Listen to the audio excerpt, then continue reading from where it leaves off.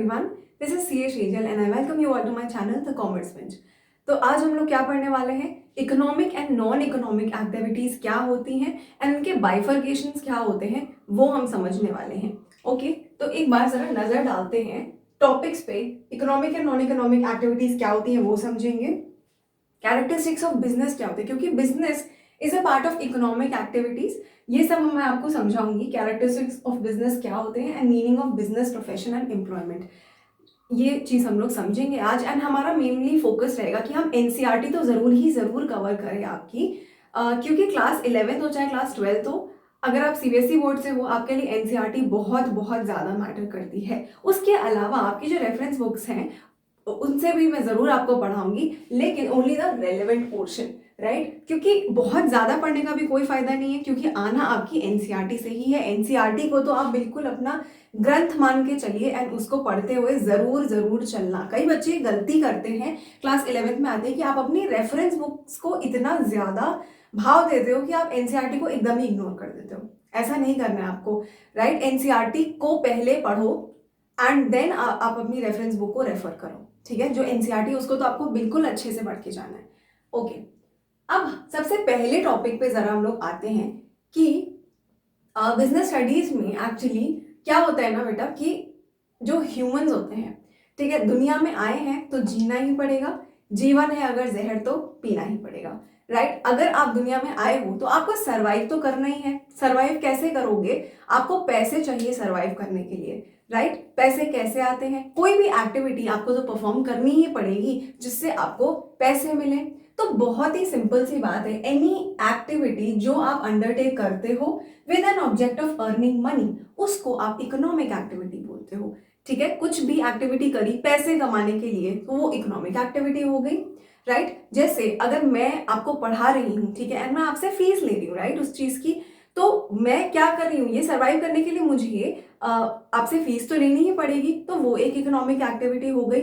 या फिर इतने बड़े बड़े बिजनेसेस आप अपने अगल बगल देख रहे हो जो एस्टैब्लिश हुए, वो किस लिए हुए हैं, पैसे कमाने के लिए तो हुए हैं ना, तो वो भी इकोनॉमिक एक्टिविटी होती है. एक इंसान है जो रोज अपने काम पर जाता है ऑफिस, वो किस लिए जाता है, ताकि उसे महीने के अंत में सैलरी मिले, राइट, अपना पे मिले, तो वो भी एक तरीके से पैसे कमाने के लिए ही जाता है. ये सारी की सारी इकोनॉमिक एक्टिविटीज होती हैं जो कि आप किस ऑब्जेक्टिव से करते हो, फॉर अर्निंग मनी, राइट. अच्छा, अब यहाँ पर ब्रैकेट में कुछ चीज लिखी हुई है. एक चीज और बता दूं आपको पहले, बिजनेस स्टडीज में ना ये चीजें समझना आसान है आपके लिए, कॉन्सेप्ट को समझना आसान है. मुश्किल थोड़ा सा क्या पड़ जाता है, आपको याद करना चीजें, राइट. आपकी बुक इतनी बड़ी है, आप सब कुछ तो याद कर नहीं सकते. इंपॉर्टेंट चीज क्या है कि आप अपने कीवर्ड्स देखो क्या है, उसको तो आपको एग्जाम में लिखकर आना ही आना है. बाकी चीजें आप अपने मन से लिख सकते हो, मीनिंग आना चाहिए आपको. ऑब्वियसली कुछ अनशंट नहीं लिखोगे, ठीक है, लेकिन कीवर्ड्स तो डेफिनेटली कोड करके आना ही है आपको, क्योंकि उसके मार्क्स होते हैं. उसके बाद अंदर आप चाहे उसमें अपना थोड़ा बहुत अपने मन से लिखो तो कोई प्रॉब्लम नहीं है, लेकिन आपको कीवर्ड्स कोड करने ही है. तो मैं आपको कीवर्ड्स भी बताती चलूंगी, ठीक है, हर एक चीज जो भी मैं आपको पढ़ाऊंगी उसमें. तो सबसे पहले देखते हैं इकोनॉमिक एक्टिविटी में आपका ये है अर्निंग मनी, जो है ना, ये आपका कीवर्ड है. जैसे एग्जामिनर आपका ये शब्द देखेगा ना, वो आपको मार्क्स देने के लिए तैयार हो जाएगा, थोड़ा बहुत और इधर उधर पढ़ेगा और मार्क्स दे देगा. अगर पूछा जाता है इकोनॉमिक एक्टिविटी क्या है, कोई भी एक्टिविटी जो मैंने अंडरटेक करी for earning money, this is my keyword, just remember this keyword. अच्छा, अभी आप ब्रैकेट में देखते हैं, ध्यान देते हैं क्या लिखा हुआ है. जब मैंने बोला एक्टिविटीज अंडरटेक करनी पड़ती हैं कुछ, तो वो किस टाइप की एक्टिविटीज हो सकती हैं, एक बार ये बात करते हैं थोड़ा सा. Production, exchange and distribution of goods and services. अब ये बात सोचो, अगर मैं पैसा कमाना चाहती हूँ तो ऑब्वियस सी बात है कि मुझे कुछ चीज प्रोड्यूस करके सामने वाले को देनी पड़ेगी, तभी तो वो मुझे पैसे देगा उस चीज के. यानी कि मुझे प्रोडक्शन करना पड़ेगा. अगर मैं किसी गुड्स की बात करूं, सपोज मैं पेन्स बेचती हूँ, मैं स्टेशनरी का सामान कुछ भी बेचती हूँ, एपरल बेचती हूँ यानी कि कपड़े बेचती हूँ, कोई भी कंस्ट्रक्शन का सामान, सीमेंट, टाइल्स एक्सेट्रा, ये सारी चीजें बेचती हूँ, तो इन सबको प्रोड्यूस भी तो करना पड़ता है ना बेचने के पहले. तो प्रोडक्शन कहलाती है वो चीज. वो प्रोडक्शन किस उद्देश्य से किया जा रहा है, क्या मन में रख के किया जा रहा है कि मुझे उससे पैसे मिलेंगे, I will be able to earn some money. तो production hence becomes an economic activity. For the producer it becomes an economic activity. जो भी ये सामान बना रहा है वो उसके लिए एक इकोनॉमिक एक्टिविटी है क्योंकि वो उससे पैसे कमाना चाहता है। ओके, प्रोडक्शन तो समझ में आ गया। अभी एक्सचेंज भूल जाओ थोड़ी देर, इसको देखो, distribution of goods and services. अभी प्रोड्यूस तो कर लिया गुड्स, अब उसको देना भी तो पड़ेगा ना, लोगों को डिस्ट्रीब्यूट करना पड़ेगा, तभी तो वो मुझे पैसे देंगे। तो जो लोग डिस्ट्रीब्यूशन ऑफ गुड्स में इन्वॉल्व होते हैं ना, distribution of goods and services में, वो भी इकोनॉमिक एक्टिविटी ही कर रहे हैं। आपके घर के बगल में मान लो जो अंकल बैठे हैं, स्टेशनरी बेच रहे हैं या फिर राशन का सामान बेच रहे हैं, आपको क्या लगता है वो खुद प्रोड्यूस कर रहे हैं सारा स्टेशनरी या फिर राशन का सामान? नहीं, वो भी कहीं से वो सारा सामान मंगवाते हैं और वो सिर्फ और सिर्फ डिस्ट्रीब्यूशन के काम में इन्वॉल्व है, यानी कि वो सिर्फ आपको वो सामान बेच रही हैं, उन्होंने बनाया नहीं है वो सामान। तो जो लोग सिर्फ डिस्ट्रीब्यूशन कर रहे हैं, they are also doing an economic activity, क्योंकि उनका भी उद्देश्य क्या है? पैसे कमाना उससे, क्योंकि वो बीच में अपनी उनकी कमीशन होती है, राइट, जो आप उनको देते हो। ओके, तो ये भी समझ में आया कि production and distribution of goods तो जो है वो एक तरीके से इकोनॉमिक एक्टिविटी है क्योंकि उसका उद्देश्य है पैसे कमाना। ओके, अभी अच्छा, सर्विसेज की अगर बात करो ना, तो हम हमेशा से डिस्ट्रीब्यूशन ऑफ सर्विसेज बोलते हैं। सर्विस में कुछ प्रोड्यूस नहीं करना पड़ता है सच पहले से। अगर मैं आपको पढ़ाना चाहती हूँ, जब आप मेरे पास आओगे तो मैं आपको पढ़ा दूंगी, कुछ प्रोड्यूस कर रही हूँ क्या मैं इसमें? नहीं। डॉक्टर के पास आप दिखाने जाते हो अपने आप को, कुछ बीमारी हो जाती है, दिखाने जाते हो, उसी टाइम वो आपको देखकर दवा दे देते हैं, कोई प्रोडक्शन तो नहीं कर रहे उसमें। ये सारी चीजें क्या है? ये तो सर्विसेज ही हुई ना, इसमें कोई प्रोडक्शन नहीं हो रहा। इसलिए यू ऑलवेज say कि it is distribution of goods and services, you do not say production of services। Produce सिर्फ गुड्स किए जाते हैं। समझ में आई होगी बात कि production of goods and distribution of goods and services ये सब इकोनॉमिक एक्टिविटी में आते हैं, बिकॉज उद्देश्य क्या है? Earning money. ओके, अब फाइनल बात करते हैं, एक्सचेंज क्यों लिखा हुआ है यहाँ पर? एक्सचेंज का मतलब क्या होता है? एक्सचेंज यहाँ पर लिखा है बार्टर सिस्टम को इंक्लूड करने के लिए, मेनली इसीलिए बिकॉज आज की डेट में आप बहुत ज़्यादा ये एक्सचेंज देखोगे नहीं, ठीक है? आप अगर कोई चीज़ खरीदते हो तो आप उसके बदले में पैसे देते हो, एक्सचेंज नहीं करते कोई और चीज़। बार्टर सिस्टम आपने बचपन में पढ़ रखा होगा, क्या होता था कि कोई चीज़ आपने ली किसी से एंड आपने उसके बदले में कोई चीज़ दी। जैसे मान लो पुराने ज़माने में क्या होता था कि करेंसी जब नहीं हुआ करती थी, तो दो देशों को अगर ट्रेड करना होता था, जैसे इंडिया किस चीज़ में रिच था? स्पाइसेस में। इंडिया अपने स्पाइसेस बेचा करता था एंड सपोज करो चाइना को भी पिक्चर में ले आते हैं, तो China was very rich in silk, China was the producer of silk. अब क्या हुआ, इंडिया ने कुछ सामान स्पाइसेस जो है वो बेचे चाइना को एंड चाइना ने उसके बदले में सिल्क दे दिया, कोई करेंसी एक्सचेंज नहीं हुई, but this will be known as an exchange of goods and services. ये गुड्स का एक्सचेंज ही तो हो रहा है यहाँ पे, उन्होंने स्पाइसेस ले ली, हमको सिल्क दे दिया, तो बार्टर सिस्टम को इंक्लूड करने के लिए यहाँ पे एक्सचेंज भी बोल दिया गया है। अब समझ में आएगी बात, production, exchange and distribution of goods and services, इससे क्या होता है? पैसे आते हैं लोगों के घर में and this these all activities are done for the objective of earning money, hence these are known as economic activities। Okay भाई, अच्छे से बात आपको आई होप समझ में आई होगी। अब हम लोग जरा आगे बढ़ते हैं इससे। यहाँ पर देखो, मैंने आपको कई सारे एग्जांपल्स दे रखे हैं इकोनॉमिक एक्टिविटीज के, क्योंकि मैं चाहती हूँ आपकी विजुअल मेमोरी में ये चीज़ें स्टोर हो जाए कि मैं क्या बोलने की कोशिश कर रही हूँ, इसलिए मैं पिक्चर्स लेकर आई हूँ आपके लिए। देखो, कोई लोग हैं जो फैक्ट्री में काम कर रहे हैं, वो किस लिए कर रहे हैं? ताकि उनको सैलरी मिल सके। जिस बंदे ने ये फैक्ट्री खोली होगी, बिजनेस चलाया होगा अपना गुड्स बनाने के लिए, वो किस लिए खोली होगी? वो ताकि उन गुड्स को बेचकर वो पैसे कमा सके, उसका बिजनेस है।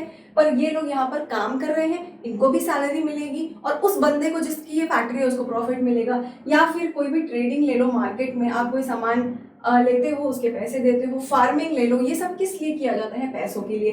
कोई भी प्रोफेशंस ले लो, you are a doctor, you are a yoga trainer, आप किसी ऑफिस में काम करते हो, कुछ भी है, तो ये सारी चीज़ें आपको पैसे देती हैं। आपकी चाय की टपरी है, ठीक है, you are selling tea, then also that is for earning money only, you are working in an office, कुछ भी है, ये सारी एक्टिविटीज इकोनॉमिक एक्टिविटीज है। अब आगे बढ़ते हैं हम लोग, अब आ जाते हैं टाइप्स ऑफ इकोनॉमिक एक्टिविटीज पे। हमने इकोनॉमिक एक्टिविटीज का मतलब पढ़ लिया। अब इसके 3 टाइप्स होते हैं, बिजनेस, प्रोफेशन एंड एम्प्लॉयमेंट। हमको ये तीनों नाम याद करने हैं कि ये क्या होते हैं, इसको तो मैं अभी समझाऊंगी, बट फिलहाल आपको याद करना पड़ेगा कि इकोनॉमिक एक्टिविटीज के अंदर 3 पार्ट्स होते हैं। कितने? 3 पार्ट्स होते हैं। ये मैं दृश्यम वाला कर रही हूँ ना, विजुअल मेमोरी में आपके चला जाए, 2 अक्टूबर वाली चीज़ जो नहीं थी, अगर आपने देखा हो तो। एनीवे, तो 3 चीज़ें होती हैं इसके अंदर में, business, profession and employment, BPE। सबसे पहले आ जाते हैं बिजनेस पे। बिजनेस का मतलब क्या होता है? यहाँ पर ना इतनी ही स्लाइड में आपको इसकी डेफिनेशन भी पता चल जाएगी एंड इसके कैरेक्टरिस्टिक्स क्या होते हैं वो भी पता चल जाएंगे। सबसे पहले डेफिनेशन पे आते हैं।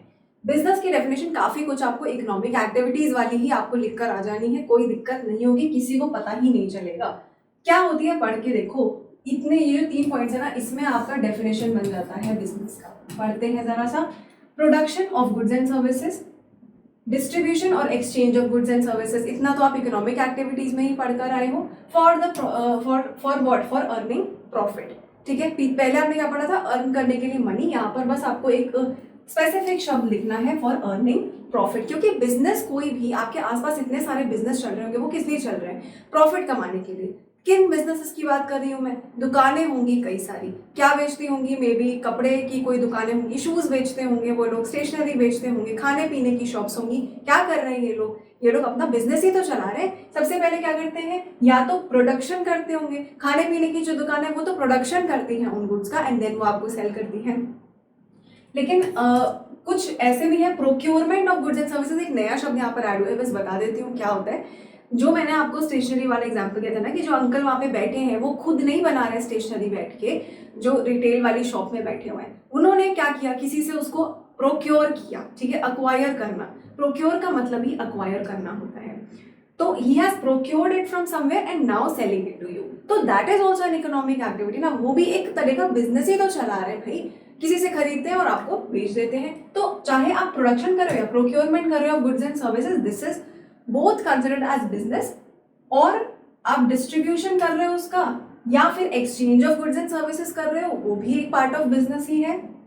ठीक है, कोई कुछ सर्विसेज प्रोवाइड कर रहा है, कोई कोचिंग इंस्टीट्यूट है आपके घर के आसपास, वो लोगों को पढ़ा रहे हैं, तो उनका भी तो बिजनेस ही हो ना भाई, वो सर्विसेज दे रहे हैं, वो आपको गुड्स नहीं प्रोवाइड कर रहे, सर्विसेज दे रहे हैं। तो this is distribution of services, that is also a business, right. और ये दोनों चीजें हो क्यों रही हैं, फॉर अर्निंग प्रॉफिट। इससे आपकी डेफिनेशन बन जाती है, इसको आपको एक दो लाइन में लिखकर आना है। प्रोडक्शन और procurement of goods and services और डिस्ट्रीब्यूशन और exchange of goods and services for the objective of earning profit is known as a business. 3 point तो ये आपके डेफिनेशन के हो गए। अच्छा, अब अगर आपको कैरेक्टरिस्टिक्स ऑफ बिजनेस लिखने को आ जाए तो आप इन तीनों पॉइंट्स को अलग अलग लाइन में साफ सुथरा लिख कर आना, इसके लिए थोड़ा थोड़ा एक्सप्लेनेशन प्रोवाइड कर देना।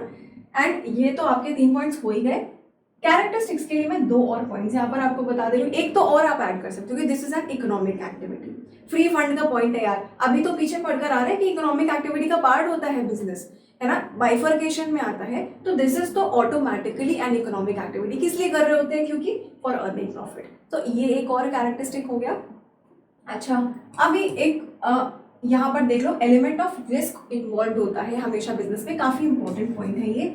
एलिमेंट ऑफ रिस्क का मतलब क्या होता है, जब भी कोई बिजनेस स्टार्ट होता है ना, उसमें नेचुरली कुछ ना कुछ रिस्क जरूर होता है। क्योंकि क्यों बिकॉज लोग उसमें जो है वो अपना पैसा लगाकर बैठे होते हैं। जो भी ओनर होगा बिजनेस का, उसने काफी सारा पैसा लगाया होगा। भाई अगर मैंने कोई शॉप खोली है, या तो मैंने उसे खरीदा होगा या मैंने उसे रेंट पर लिया होगा, तो मैंने पैसा अपना उसमें लगाया, सारा माल खरीदा, जो भी सामान मैं, जितने भी कपड़े सब बेचती हूँ, उसके लिए, उसको खरीदने के लिए मैंने पेमेंट कर रखा होगा, वहां भी मेरे पैसे फंसे हुए हैं। अब इसमें एलिमेंट ऑफ रिस्क क्या हो सकता है, मान लो जितना सामान सारा मैंने खरीदा है उसका फैशन ही चला गया, अब आपको वो सामान पसंद ही नहीं आ रहा, पड़ा हुआ है सारा सामान मेरे पास, मैं उसका क्या करूं, रिस्क हुआ कि नहीं कि मेरा सामान पता नहीं बिकेगा या नहीं बिकेगा।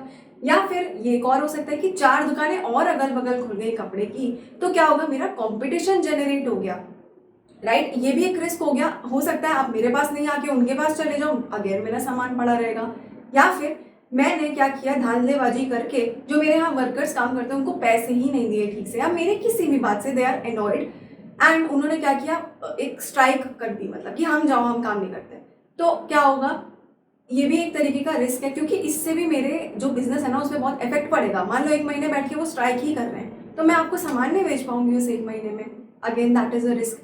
या फिर दुकान में आग लग जाती है मान लो, वो भी एक तरह का रिस्क है। तो एलिमेंट ऑफ, कई सारे एलिमेंट्स ऑफ रिस्क इन्वॉल्व होते हैं, ठीक है। तो ये वर्ड आपको याद रखना है कि बिजनेस जो है उसमें ऑटोमेटिकली रिस्क आता ही आता है। अब फाइनल पॉइंट की बात करते हैं, dealings in goods and services on a regular basis.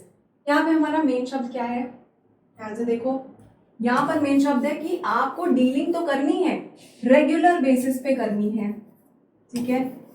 ऐसे ही मैं कलरिंग कर रही हूँ, पता नहीं क्यों। Dealings in goods and services on a regular basis. Why is this the keyword?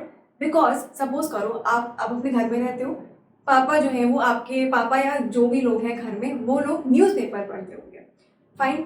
तो न्यूज़पेपर पढ़ा और न्यूज़पेपर रखते गए, ठीक है, पुराना होता गया, मान लो एक एकदम पाइल इकट्ठा हो चुका है पुराने न्यूज़पेपर्स की। मम्मी से डांट पड़ी पापा को, पापा ने कहा कि अच्छा ठीक है बेच देते हैं अब इनको।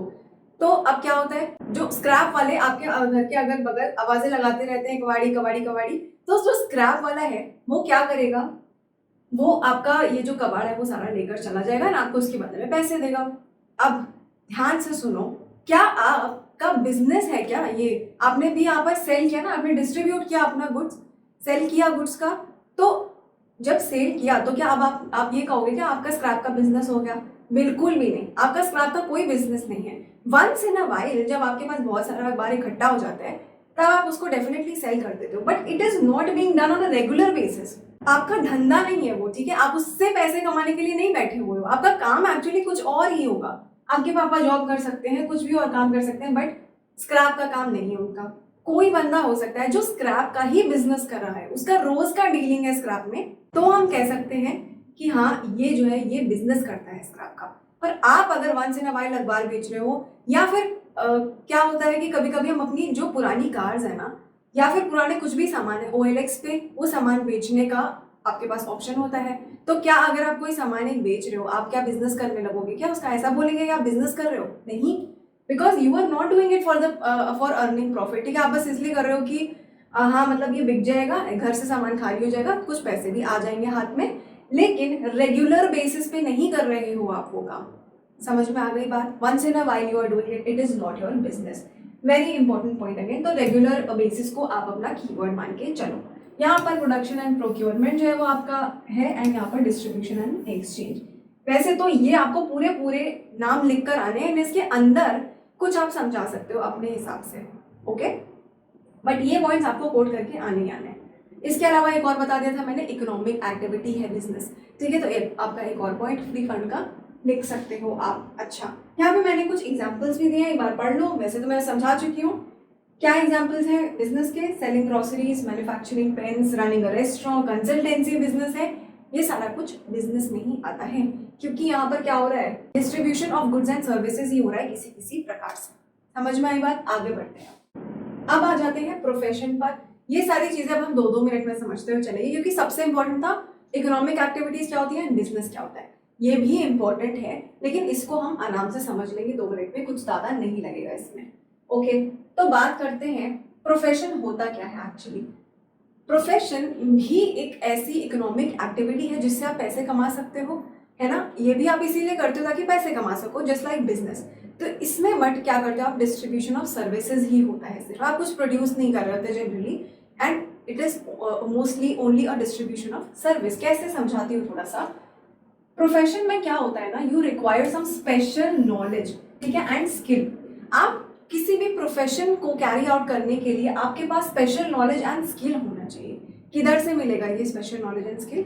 कुछ ऑर्गेनाइजेशंस होते हैं, ऑर्गेनाइजिंग बॉडीज होती हैं, राइट, जो गवर्निंग बॉडीज होती है बेसिकली, जो इन प्रोफेशंस को गवर्न करती हैं। जैसे कि कोई भी, जैसे मैं अगर I am a chartered accountant, right, मैंने अपनी पढ़ाई करी, special knowledge and skills acquire किए, कहाँ से? Institute of chartered accountants of India, वो मेरी गवर्निंग बॉडी है, मैं वहाँ से अपने ये नॉलेज वगैरह लेकर आई हूँ, एंड मैं अपना प्रोफेशन चाहूँ तो कैरी आउट कर सकती हूँ। प्रोफेशन कैसे कैरी आउट कर सकती हूँ? मैं अपना एक फर्म खोल लूँ एंड लोगों को कंसल्टेंसी प्रोवाइड करना स्टार्ट कर दूँ ऑन टैक्सेस और ऑडिट्स, इन चीज़ों पर कंसल्टेंसी देना स्टार्ट कर दूँ, तो वो मेरा प्रोफेशन कहलाएगा, ठीक है। चार्टर्ड अकाउंटेंट प्रोफेशन होता है। इसके अलावा और कौन हो गए, जैसे डॉक्टर्स होते हैं, ठीक है, उनकी भी एक गवर्निंग बॉडी है, जैसे I think it is national medical commission, ये उनकी गवर्निंग बॉडी होती है, उसी से वो ये सारी नॉलेज एक्वायर करते हैं, उसी के हिसाब से दे वर्क, ठीक है, उन्हीं वो ही बॉडी इनको गवर्न करती है। इसके अलावा लॉयर्स भी होते हैं, इनको कौन गवर्न करता है? बार काउंसिल ऑफ इंडिया, इन्हीं के कहे मुताबिक लॉयर्स काम करते हैं।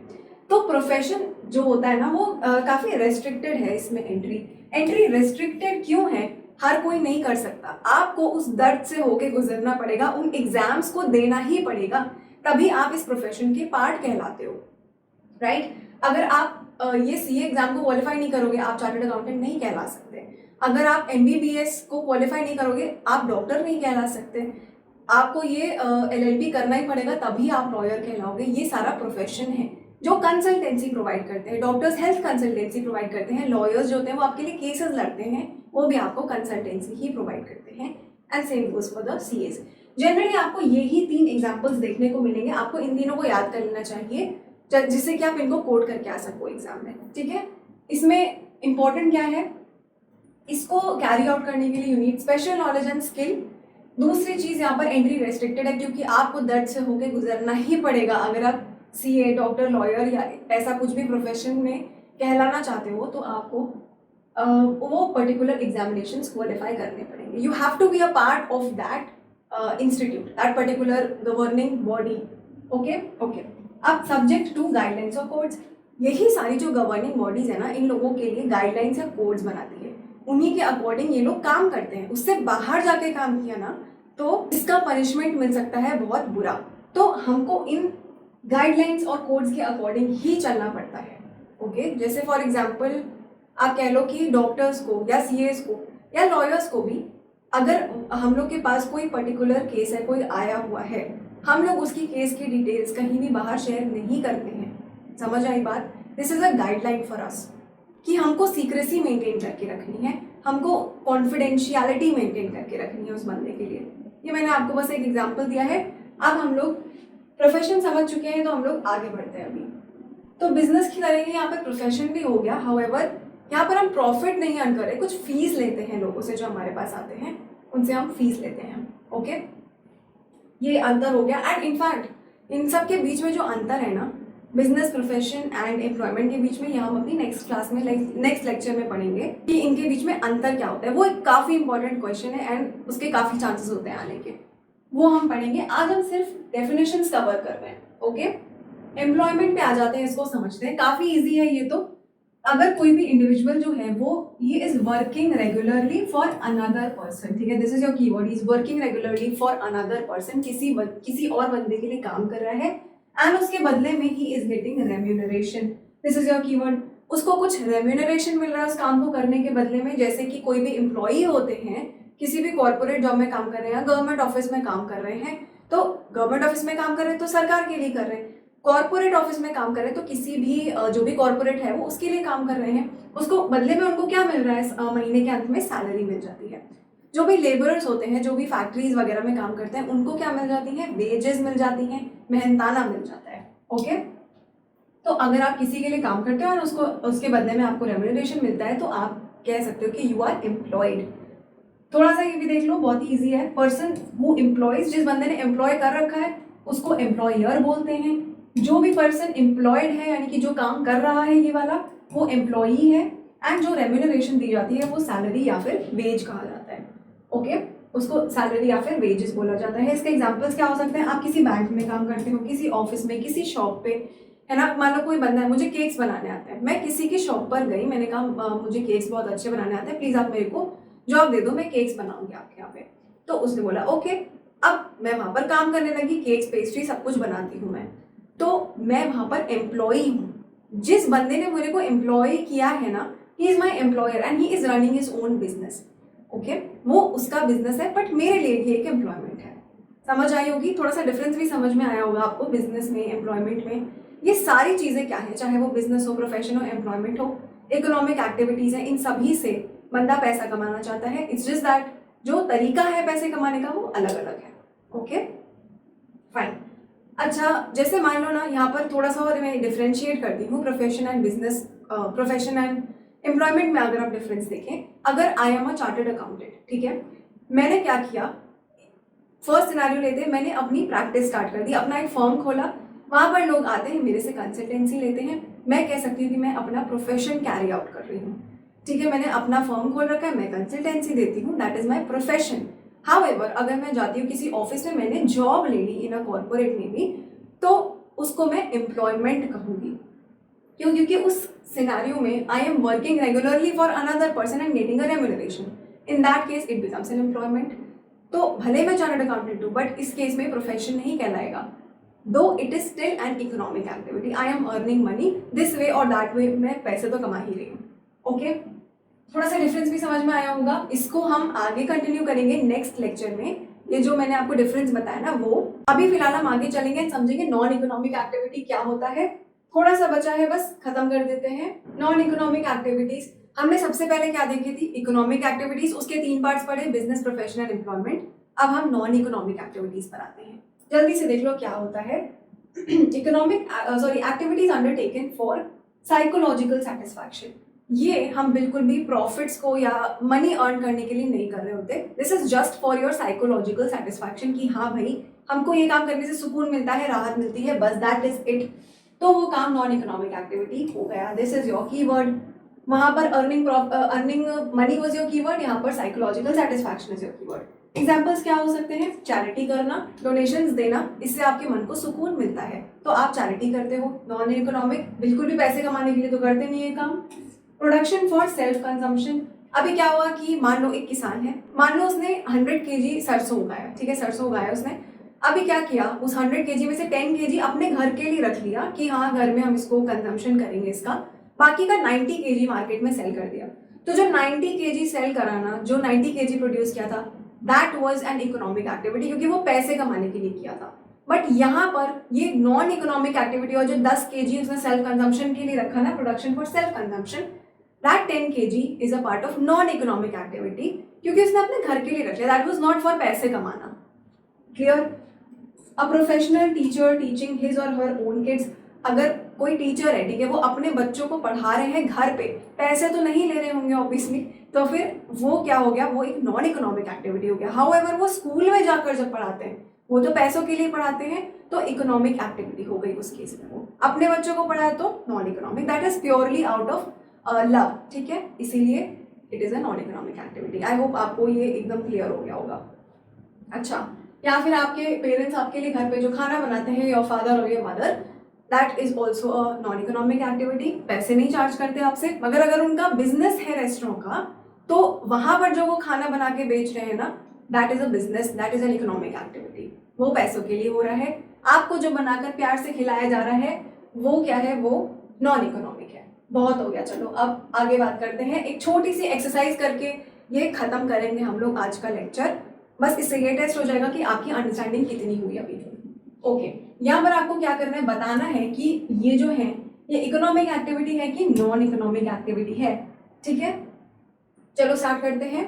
हेल्थ वर्कर ट्रीटिंग हर पेशेंट। हेल्थ वर्कर कोई भी हो सकता है, नर्स हो सकती है, डॉक्टर हो सकता है, कोई भी हो सकता है, वो अपने पेशेंट को ट्रीट कर रहे हैं, पैसे के लिए ही कर रहे हैं ऑब्वियसली, तो इकोनॉमिक एक्टिविटी हुई ये आपकी, इकोनॉमिक एक्टिविटी हुई। दूसरी बात करते हैं, store owner sympathises with a needy elderly person and gives medicines for his element. Sympathise करके दिया है, मतलब ऑब्वियसली पैसे नहीं लिए होंगे, अगर सिंपैथाइज करके भी पैसे ले ले तो क्या फायदा फिर, है ना। सिंपैथाइज करके एल्डरली पर्सन को मेडिसिन दिया है तो पैसे नहीं लिए, नॉन इकोनॉमिक हो गया। This is non economic activity. Although store owner जो है वो बिजनेस खोल के बैठा है, वो मेडिसिन को सेल करता है, बट यहाँ पर उसने तरस खाकर दिया है तो नॉन इकोनॉमिक हो गया। Okay, football coach giving training in football to his daughter for forthcoming match. बच्चे को दी है ये सर्विस, तो ऑब्वियसली अपने बच्चे से फीस तो नहीं लेंगे, तो ये क्या हो गया, नॉन इकोनॉमिक हो गया। अगेन आई होप आप मेरे साथ साथ आंसर कर पा रहे हो। Services of a house wife doing house hold chores at home.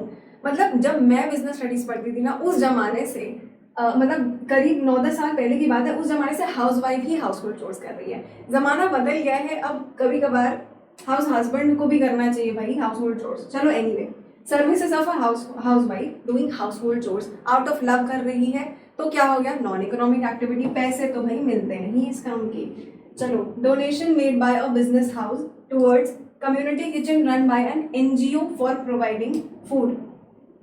Donation हुआ है, सबसे पहले तो यही देख लो तुम लोग, तो डोनेशन करा है अगर किसी बिजनेस ने, तो वो तो ऑब्वियसली नॉन इकोनॉमिक एक्टिविटी हो गई, कोई पैसे तो लिए नहीं उसके लिए, सिंपली नॉन इकोनॉमिक आप इसको मान सकते हो। ओके, आगे पढ़ने की बहुत खास जरूरत नहीं है। आई होप आपको ये सब कुछ अच्छे से समझ में आया होगा। इकोनॉमिक एक्टिविटीज क्या होती हैं, पैसे कमाने के लिए करी जाती हैं, उनके 3 पार्ट्स होते हैं। बिजनेस कर सकते हो, प्रोफेशन में आ सकते हो, एम्प्लॉयमेंट ले सकते हो। ये तीनों होते हैं। उसके अलावा एक नॉन इकोनॉमिक एक्टिविटी होती है जो बिल्कुल भी पैसे कमाने के लिए नहीं बल्कि साइकोलॉजिकल सेटिस्फैक्शन के लिए की जाती है। आई होप ये सब कुछ आपको क्लियर हुआ होगा। अगर आपको ये वीडियो अच्छा लगा, लेक्चर में सब कुछ समझ में आया, please let me know in the comment section. कोई कमी लगी हो तो भी जरूर बताएं। And if you like this video, please like this video, share it with your friends. Thank you so much. Please stay tuned for more such content to my channel. Thank you so much.